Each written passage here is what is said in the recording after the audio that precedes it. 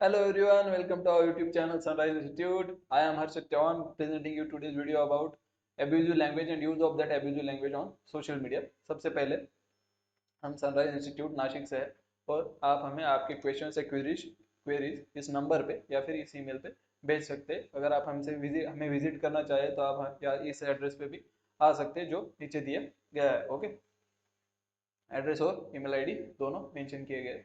तो चलिए आज का टॉपिक शुरू करते हैं। सबसे पहले एब्यूजिव लैंग्वेज और सोशल मीडिया। तो आजकल एक मार्केट में नया ट्रेंड चल रहा है जिसमें बच्चों को ऐसा लगता है अगर कुछ गालियाँ या फिर उन गालियों की कोई वीडियो या फिर कोई वीडियो बनाते वक्त गालियाँ रिकॉर्ड करे या गालियाँ दे एक दूसरे को तो वो सेलिब्रिटी बन जाएंगे और काफ़ी फेमस हो जाएंगे और इंस्टाग्राम या फिर सोशल मीडिया इन्फ्लुएंसर्स कहलाएंगे।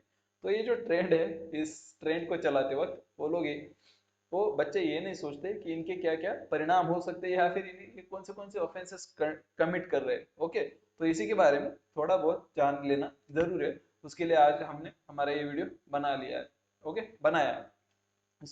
सबसे पहले तो बेसिकली शुरू करते हैं फ्रॉम कौन से सेक्शंस या फिर कौन से प्रोविजंस है जो इस बात को करते हैं, इस तरह के ऑफेंसेस को रेगुलेट करते हैं। और उसमें सबसे पहले आता है तो हमारा इंफॉर्मेशन टेक्नोलॉजी एक्ट 2000, ऑफेंसेस और relevant sections sections under IT act 2000। उसमें काफी सेक्शंस है साइबर क्राइम के रिलेटेड, जैसे कि अगर किसी कंप्यूटर सोर्स डॉक्यूमेंट या फिर कंप्यूटर से रिलेटेड डॉक्यूमेंट को टैंपरिंग किया जाए तो उसके लिए सेक्शन 65 दिया गया है। उसी तरह सेक्शन 66 है जो कि अगर आप किसी कंप्यूटर सिस्टम को हैकिंग कर रहे हैं या फिर उस कंप्यूटर सिस्टम में हैक करके उसका डेटा अल्टर कर रहे हैं तो उसको भी उस सेक्शन 66 से रेगुलेट किया जाता है। लेकिन सबसे इम्पोर्टेंट जो है वो है हमारा सेक्शन 67। काफी इंपॉर्टेंट है आज के टॉपिक के लिए।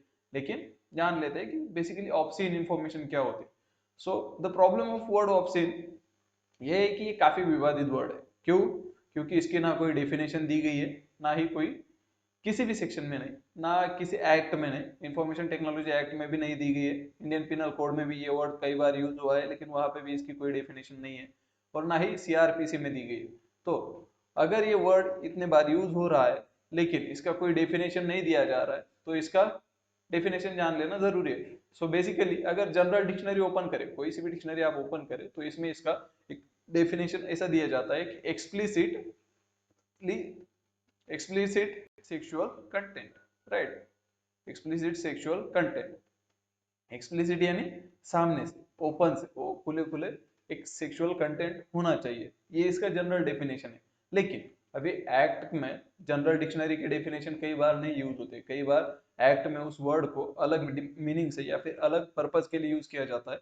उसी तरह कि एक्ट में जनरल डिक्शनरी के सीधे मीनिंग्स नहीं भी लागू पड़ते। तो इसमें क्या होता है कि जो भी एक्सरसाइजिंग, वो पावर एक्सरसाइजिंग ऑफिसर है, मतलब जो ऑफिसर वहां पे उस गुनेगार को देख रहा है वो उसका क्या मीनिंग निकालता है, इसके ऊपर भी डिपेंड करेगा कि ऑब्सीन का क्या मीनिंग वो निकालेगा। तो इसमें पावर का मिसयूज होने के या फिर मिस इंटरप्रिटेशन की, ये जरूरी नहीं कि हर ऑफिसर उस पावर का मिसयूज करे। कई बार कुछ अच्छे ऑफिसर्स जो वो काम कर रहे हैं उन्हें उसका वो अलग मतलब लगता है और उसके वजह से, उस मिस इंटरप्रिटेशन की वजह से क्या होता है कि उस पावर का गलत उपयोग हो जाता है गलती से भी, या फिर कुछ ऑफिसर जानबूझ के भी किसी को फंसाने के लिए उस वर्ड का, मतलब जो एम्बिगुअस मीनिंग है, ओके, जो कि क्लियर मीनिंग नहीं है उस वर्ड का, उसका मिस यूज कर सकते हैं। सबसे पहले सेक्शन 67 में क्या दिया गया है, तो उसमें दिया गया है कि जो भी ऑप्शन मटेरियल होगा, ऑप्शन का मतलब हमने अभी जाना कि एक्सप्लिसिटली सेक्सुअल कंटेंट, मतलब सामने से वो कंटेंट सेक्सुअली एक्सप्लिसिट होना चाहिए, सामने से वो सेक्सुअल दिखना चाहिए, वैसा मटेरियल। और दूसरा है अगर बच्चों के बारे में कोई सेक्सुअल एक्टिविटी, अगर छोटे बच्चों का कोई सेक्सुअल एक्टिविटी आप इलेक्ट्रॉनिक फॉर्म में या फिर इलेक्ट्रॉनिक प्लेटफॉर्म पे दिखा रहे हो या पब्लिश कर रहे हो या फिर उसका ट्रांसमिशन भी कर रहे हो, जैसे व्हाट्सएप से आप किसी वीडियो का या फोटो का ट्रांसमिशन कर रहे हो तो उसके बारे में ये सेक्शन लागू पड़ता है। तो सबसे पहले तो हमारा सवाल यही है कि ये जो word use of word option है ये काफी विवादित वर्ड है और इसी की वजह से कई सारे प्रॉब्लम होते रहते हैं। अब ऊपर से देखें तो ये प्रोविजन काफी जरूरी और काफी ट्रबस लगती है, राइट? कि मतलब कोई समाज पे भी रोक होनी चाहिए कुछ गंदे काम करने के लिए, लेकिन इसका कई बार यूज मिसयूज होता है, इसका यूज से ज्यादा मिसयूज होता है। अगर कोई बंदा सोशल मीडिया पे कुछ मतलब खराब लैंग्वेज का यूज कर रहा है, एब्यूजिव लैंग्वेज का यूज कर रहा है, तो उसके लिए भी यही सेक्शन यूज किया जाता है, जब जो कि इसका पर्पस नहीं है। इसका पर्पस था ऑब्सीन मटेरियल और ऑब्सीन इंफॉर्मेशन का ट्रांसमिशन और पब्लिकेशन, ओके। और चाइल्ड अब्यूज या फिर चाइल्ड सेक्सुअल अब्यूज की जो वीडियो है उनके लिए, उन पे रोक लगाने के लिए इसका पर्पस था, राइट। लेकिन जैसे हमने पहले बताया कि वो जो ऑफिसर्स हैं इम्प्लीमेंटिंग, उन ऑफिसर्स पे डिपेंड करेगा कि ये कैसे यूज किया जाएगा, राइट। तो उसकी वजह से इसका कई बार मिसयूज भी होता आया है। इसी की तरह कई और भी सेक्शन है जो कि इंडियन पिनल कोड में है, आईपीसी में है, या फिर कई और जगह पे, पर मोस्टली आईपीसी में, जो कि पनिशमेंट बताते हैं आपका एब्यूजिव लैंग्वेज यूज करने के क्या पनिशमेंट्स हो सकते हैं।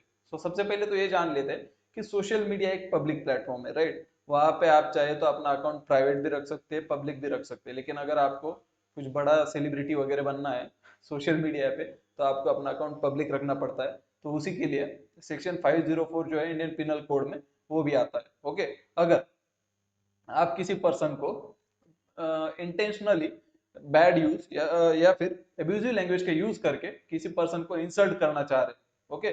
सो पर्पस क्या है, intentional use of abusive language, ये कीवर्ड है। जो इंटेंशनल इंसल्ट है वो इसका कीवर्ड है।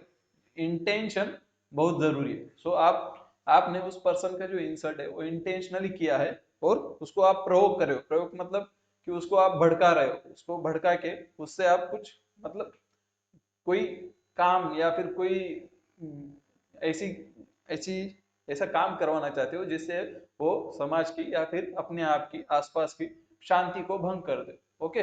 तो अगर ऐसे वर्ड का यूज करके आप उसको प्रोवोक कर रहे हो और इंटेंशनली मतलब उसको गालियां देके कुछ ये करके दिखा, वो करके दिखा, गालियां देके बोल रहे हो, और उस बंदे ने उस at the in the feet of moment, okay, उसने वो कर दिया, वो काम कर दिया, ओके। तो उससे क्या होगा कि उसका भी नुकसान होगा, सोसाइटी का नुकसान होगा, और उन वर्ड्स का उस पर काफी इम्पैक्ट पड़ेगा, ओके। सो सेक्शन 504 इन्हीं सब गुनाहों को कंट्रोल करता है। तो इसमें सेक्शन का जो कीवर्ड्स है वो क्या है, इंटेंशनल इंसल्ट। क्या आप किसी को इंटेंशनली इंसल्ट नहीं कर सकते, और उस इंसल्ट का यूज किसी को भड़काने के लिए तो बिल्कुल नहीं कर सकते, जिससे कि ब्रीच ऑफ पीस हो, राइट। उसी की तरह आता है आगे का सेक्शन है 294। So the section 294 of the Indian penal code जो है वो सिमिलरली, और ये काफी इंपॉर्टेंट है, ये सबसे इंपॉर्टेंट सेक्शन है हमारे आज के इस वीडियो का, ये है पब्लिशिंग या फिर यूज ऑफ ऑब्सीन एक्ट्स और वर्ड्स इन पब्लिक, ओके।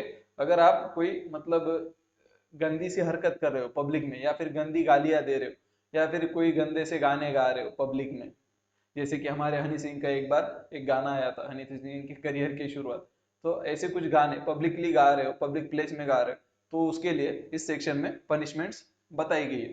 तो पहली बात कि आपके एक्ट्स और वर्ड्स, ऑब्वियसली अगर आप सोशल मीडिया पे कुछ एब्यूजिव लैंग्वेज यूज कर रहे हो और कुछ वर्ड्स यूज कर रहे हो जिसका पब्लिक पे असर पड़ सकता है, तो उसको हम एक पब्लिक प्लेटफॉर्म तक कंसिडर करते हैं, तो आपका वो वर्ड्स जो है उनका यूज पब्लिक हो जाता है। सो यही एक सेक्शन है जो कि आपके सोशल मीडिया पे जो एब्यूजिव लैंग्वेज आप यूज कर रहे हो उसको काफी हद तक कंट्रोल करने के लिए फायदेशीर या फिर फायदेमंद हो सकता है, राइट।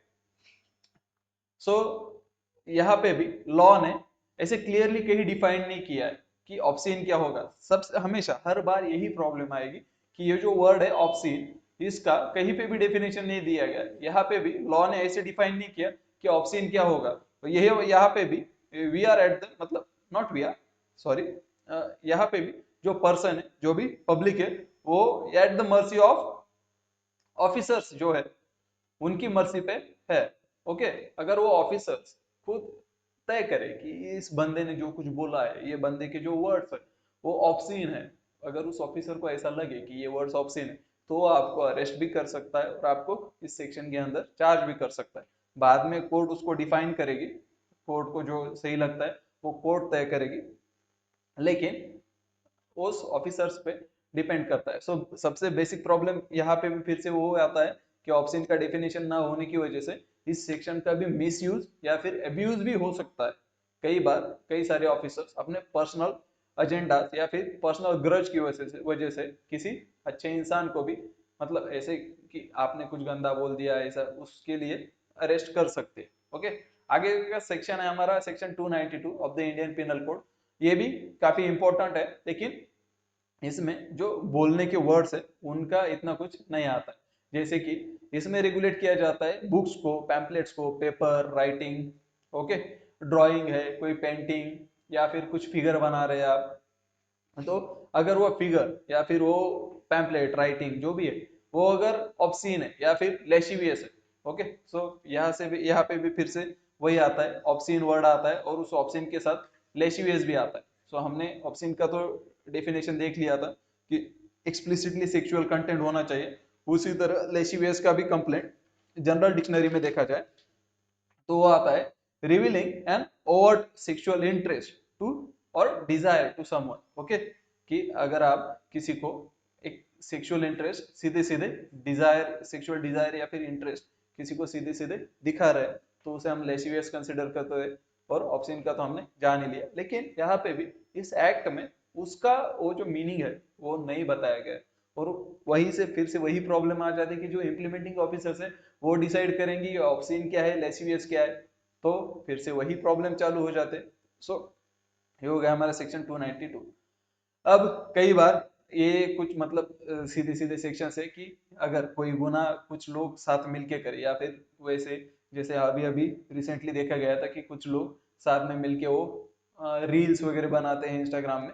सो 4-5 लोग मिलके वो रील्स बनाते, तो भले चाहे गालियां उस रील में कोई एक बंदा दे रहा हो लेकिन बाकी की उसका अगर साथ दे रहे तो उसे भी उस गुने में उस गुनाह में कल्प्रिट कंसिडर किया जा सकता है, उसे भी एक्यूज किया जा सकता है। सो अगर कुछ लोग मिलके कोई गुनाह करते तो उन सबको एक साथ में उतनी ही सजा मिलती है जितनी एक अकेले को मिलनी चाहिए। ओके, सो ये वही है several persons in furtherance of common intention, कुछ लोग साथ मिलके कॉमन इंटेंशन को आगे बढ़ा रहे। वैसे ही सेक्शन 35 है कि अगर कोई एक्ट आप क्रिमिनल इंटेंशन से कर रहे हो तो उस एक्ट को इसके अंदर पनिश किया जाएगा।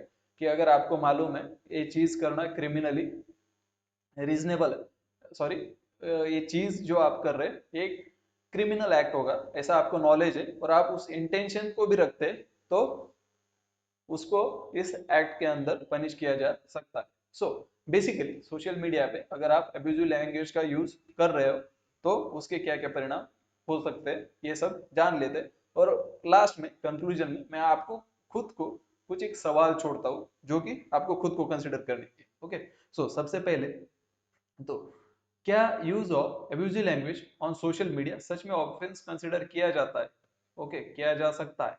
तो अगर ये ऑफेंस है तो उसके लिए आपका क्या ओपिनियन है वो बताइए, पहली बात। दूसरा, तो अगर यूज ऑफ एब्यूजिव लैंग्वेज या फिर कोई सेक्सुअल कंटेंट सोशल मीडिया पे डालना अगर ऑफेंस कंसिडर किया जाता है तो इन छोटे बच्चों को तो आप अरेस्ट कर रहे हो, लेकिन जो बड़े पॉलिटिशियंस है और सेलिब्रिटीज है, ओके, पॉलिटिशियंस और सेलिब्रिटीज को क्यों इग्नोर कर रहे हो? अगर उन्हें भी, अगर ये ऑफेंस है तो उन्हें भी अरेस्ट कीजिए, क्योंकि आर्टिकल 14 जो है वो हमें इक्वालिटी बिफोर लॉ और equal protection of law provide करता है। अगर हमारे कॉन्स्टिट्यूशन में देखें तो उस आर्टिकल 14 का क्या, अगर हमें लॉ के सामने हम सब इक्वल है तो पॉलिटिशियंस और सेलिब्रिटीज को तो आप इग्नोर कर रहे हो, लेकिन छोटे बच्चों को अरेस्ट कर रहे हो दूसरे हाथ पे, तो उसका क्या, उस आर्टिकल 14 का क्या? अगर हो गया, ये एक सवाल है। आखिरी में एक सवाल ये है कि आर्टिकल 19 का क्या, जो हमें फ्रीडम ऑफ स्पीच देता है। ओके, ये सवाल दोनों तरफ से, फ्रीडम ऑफ स्पीच कि क्या अगर हमें फ्रीडम ऑफ स्पीच है तो पुलिस का या फिर गवर्नमेंट का कुछ उसके ऊपर एक्शन लेना जरूरी है। ओके, और अगर कॉन्स्टिट्यूशन हमें फ्रीडम ऑफ स्पीच प्रैक्टिस करती है तो उसी के साथ कॉन्स्टिट्यूशन ये भी बताती है कि आपको कुछ मोरल ग्राउंड्स को फॉलो करना है, कुछ मोरल ऑब्लिगेशन भी है। ओके, तो ये हो गया पहला पॉइंट।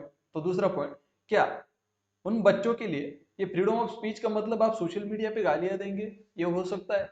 अगर हो सकता है तो कैसे? तो फिर यही सवाल है कि अगर ये फ्रीडम ऑफ स्पीच आर्टिकल 19 ने प्रॉमिस किया है तो क्या उन पॉलिटिशियंस पे रोक नहीं लगनी चाहिए और उसी के साथ उन सेलिब्रिटीज पे भी रोक नहीं लगनी चाहिए जो इसका यूज कर रहे हैं?